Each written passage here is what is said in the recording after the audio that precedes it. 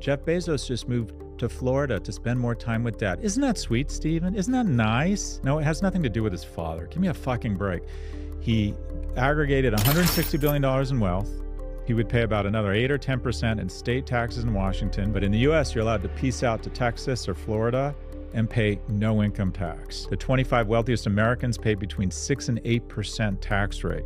What are the tax games they're playing? You buy stocks, you never sell them, you borrow against them. Okay, explain that to me like I'm a 10-year-old. So Sure, you own $100 in Amazon stock. Yeah. You need money to buy something instead of selling the stock, and say it's gone up 50%, say it's doubled, you would have to realize a capital gain and pay long-term capital gains on that $50 gain. No, just borrow against it and let the stock continue to grow. What rich people do is they'll buy a stock. So I'll spend 10K on Amazon stock, and then I go to a bank and the bank give me a $5,000 loan against my Amazon stock tax-free. Right. And I just hold the Amazon stock. Now I've got $5,000 tax-free. If the Amazon stock goes to $20,000 in value, I can go to the bank and say it's gone up now, give me another $5,000, and I just spend and live off that money. Now, if the Amazon stock collapses, I'm fine because the loan was against the stock. So they'll sell the stock at a certain point as it's collapsing to get their money back. One of the great tax schemes in history is that stocks grow.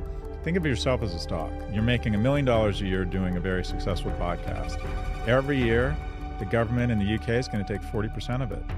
If you own $1 million in stock and it goes to $2 million, you don't get taxed on it till you sell it. Yeah, so just never sell it. Never sell it. And that's what Elon's doing with his Never companies. sell it. People say he's got, $200 billion, whatever. In fact, he's borrowing tax-free against those companies. And then when he finally needs to sell it to pay off some of those loans, he moves to Texas, despite the fact he built all his wealth in California.